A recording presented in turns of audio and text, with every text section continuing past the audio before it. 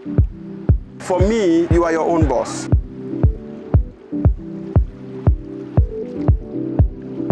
It's a great thing to be an entrepreneur. You can make all the money that employment cannot give you, and you can take all the vacations that employment cannot give you. What's up, guys? How are you doing today? It's Aina here again. And guys, I'm currently in Ghana, and I have a very incredible story to share with you guys. Beside me is the CEO of CPL Properties, and they developed this amazing building that we are on. So today he's going to be sharing his story with us. So can you introduce yourself and tell us how your journey started? My name is Steven Debra. I've been in real estate for the last 19 years. 19 years? 19 good years. Wow. It takes a lot of patience, waiting, and being daring. Started from a humble beginning where I was also working in an engineering firm. We used to be building for people, and then I decided to be a bit curious. I'm part of the engineering department. I go to marketing department, go to design department, just so that I can understand the entire concept. Well, along the line, my girlfriend told me that, you know what, I think you have something in you. You can start your own real estate. Then I've worked for a couple of years. I started, with the little that I have in my account. I worked for 6 years in similar company before I set up this particular one.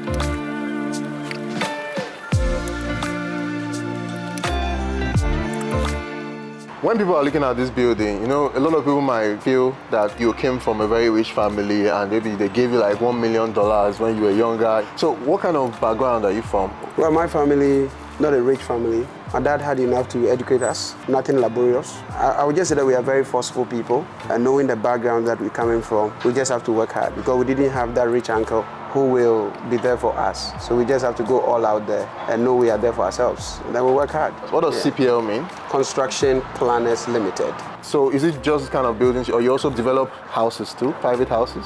Yeah, we do houses. My first 3 projects were all gated community houses. Okay. So they are single-level dwelling houses. Oh, okay. A number of them dotted around in a community, well-gated, road tags and stuff like that. So like what you do is like you build like a lifestyle? Yeah, I just build lifestyle homes just to delight my clients. And our focus on the market is across all the segments.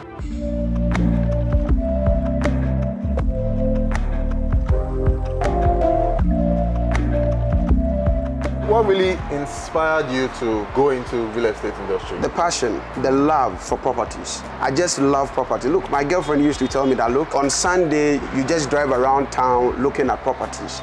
That's how passionate I was. I'm still passionate about property today. From there, we decided to start a concept. We decided to partner with some landowners, also find means to propose properties to young medical graduates who were in their first, second year of work. I put together a nice proposal. I went to one of the biggest hospitals in Ghana. Okay. And then I spoke to the young doctors there that, look, if you are a tenant, you know that you can actually own your house. Your very salary that you are using part to pay for your rent, you can use the same amount to actually contract mortgage and pay for your property. They were excited about that. I ended up getting a handful of doctors who were particularly interested in buying my property. So once I was able securing the land, and then I took down deposit from the doctors and put it up and then start a unit after the other. Once that was built, then we moved to phase 2 and then phase 3. And then we built a bigger one called the Gardens Estate. At the Gardens Estate, we have over 100 houses there.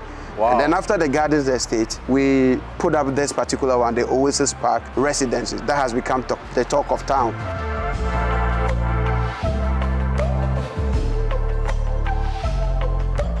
Did you grow up in Accra right from time? Yeah, I grew up in Accra. All my life I've been in Accra, apart from going to school outside Accra. So when you say going outside, did you at any time leave Accra to go to like US or UK to build a business? Yes, well, I would say that I went on an exchange program in Spain, but that just for 1 semester. And then I came back. So basically that, never work abroad, never made any money in abroad. I'm African made, even though I had the opportunity to travel out and go and work. But I believe that there are, enormous opportunity here in Accra, and one can seize any of those opportunities and turn it into something good. So I stayed local and I built everything local.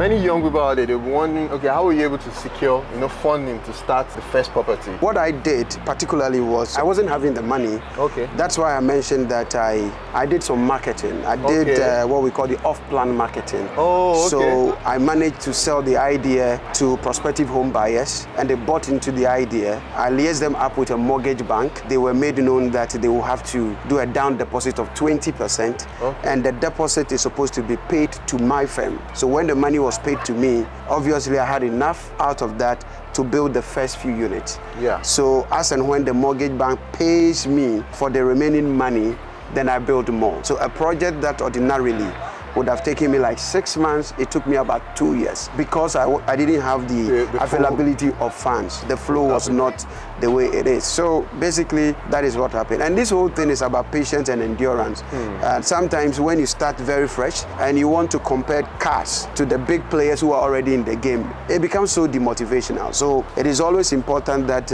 you play by your size and you allow time. You allow time to grow you organically. Okay. So you can get to the top. Yeah. It's sounding sweet now. We are on the top floor. That's on the rooftop of your building. Absolutely. Now. It looks really beautiful. That's right. But I'm sure there are plenty of challenges when you started out. Can you give us some of them? Construction in Africa, for that matter, it's not an easy thing. You have hurdles that you have to cross when it gets to the people to grant you the various permits for your building. Obviously, you have to go through the rudiment, and it's very tough, especially for a Ghanaian doing something in Ghana. You are measured, you are sized, you are determined and all that. But at the end of the day, we're able to have enough patience and fight that. Oh, they can't do that project, they can't deliver. Companies have come and gone, collapsed. What shows that a young man will be able to do that? Really? So amidst all this, we defied the odds and made sure that we delivered the project to our client. They were happy with the project, and we harnessed what you call the benefit. And here we are today. And when you started this project, how old were you then? I think I was about 27 years. It's about 27 years. I was pretty much young, focused, and I was very intentional about what I wanted to do. There were no jokes, there were no gimmicks, serious person. I wake up early in the morning, 4 a.m. By 5:30, I'm at the office. I worked all day because from the beginning, I was the marketer, the engineer, the supervisor, everything. I was doing everything. Of course, thanks to my former boss, he allowed me to be able to infiltrate all the departments and learn the trade. So guys, that's a tip there. You have to wear many hats if you're trying to grow a successful business. That is one major step of you saving cost. If you don't have all the expertise, if you don't have the skill, what it means is that you have to hire every single officer. You have to hire a quantity surveyor, an engineer, a supervisor, project superintendent, a foreman, and all those, a salesman, and all those. But when you learn it, as an employee somewhere, once you set up your own company, from the beginning, you will be able to help yourself. You cut down that cost, and that money that will go into salaries will end up buying cement, tiles, and other things. That'll let your project, hit a quick milestone. What's it like building a business as an entrepreneur in Ghana? Building a business in Accra, it's a very simple thing because the process and the procedures are well defined. You can get your company registered in maximum in about a week. Oh, really? Yeah, in about a week, everything should be fine and running. And then you can start your business, and it will be legal and lawful. But once you have something to start off, that should be great. For me, you are your own boss. You determine what you want to do. You decide how much money you want to make, how much hard work you want to put in. Like all these decisions are at your beck and call. So you are calling the shot. For me, it's so rewarding. It's a great thing to be an entrepreneur. You can make all the money that employment cannot give you. And you can take all the vacations that employment cannot give you. So now let's talk about this building we are on, OSS Park.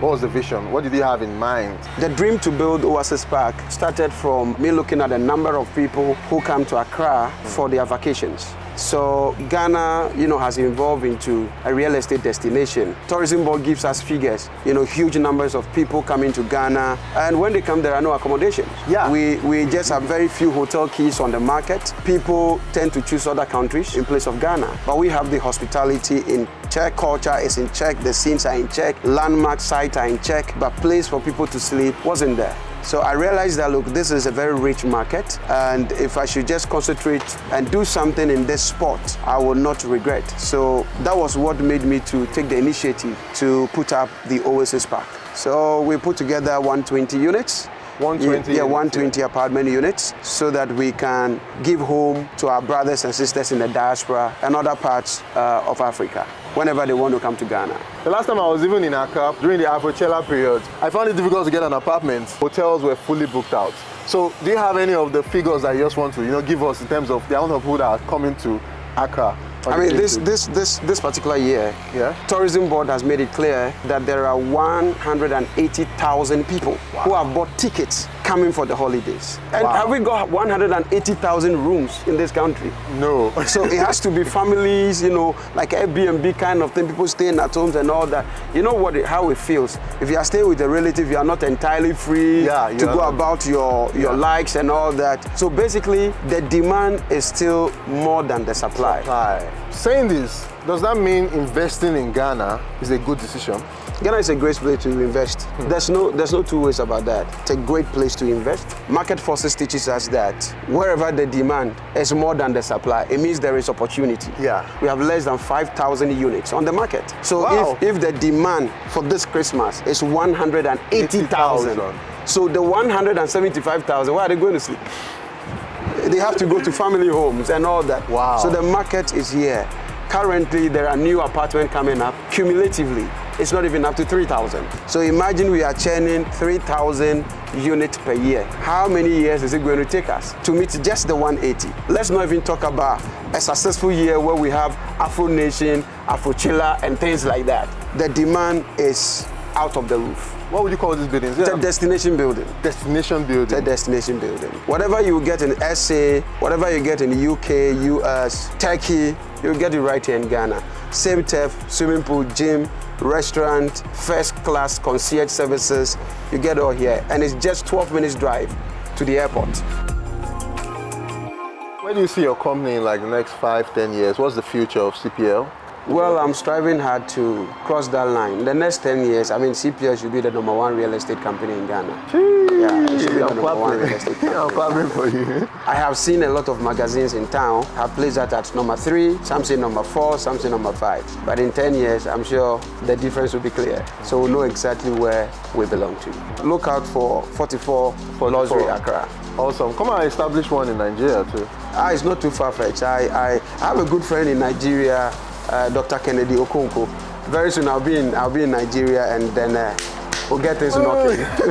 Nice one. Right. Do you believe that people can travel in Africa and also enjoy Africa too? That we don't need to go out there? I believe that if you travel, there are key number of things that you want to see. African, for far too long, we've been trying to learn about the European culture, whereas we don't know anything about ourselves. And I think it's about time that we travel to our own cities, we travel to our own villages and learn about very important landmarks that we have in our country. We have rich culture, rich hospitality. Let's enjoy ourselves. Let's spend in our own local economy. I bet you people come down to Ghana, they travel to Cape Coast, they travel to Boti Falls, they travel to Takum, and all that. At the end of the day, they drive back 2 hours journey, they get to OSS Park, they get to swim, they get to unwind, they get to dine, and they enjoy good scenery. Africa is a great place. Let's love our continent. What's your advice to, a lot of people who have heard your story and are probably inspired by your story? What's your advice to them? Well, African entrepreneurs, I would like to tell the very young ones that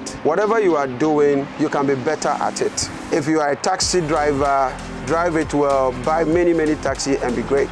If you are a lawyer, practice your trade very well. If you are a banker, do your work very well. If you are a developer like me, be daring, be audacious, work hard, and you'll be able to be great. Be great at whatever you do. Be great. Awesome. Thanks a lot, sir, for sharing your amazing story with us. So guys, I'm gonna link, the pages to Oasis Park in the description below. If you're ever coming to Ghana and you want to, spend time here, experience here, definitely come check this place out. If you like this video, please hit the like button and also subscribe to the channel. We're trying to get to 300,000 subscribers before the end of this month. And I'll definitely see you guys on the next one. Peace.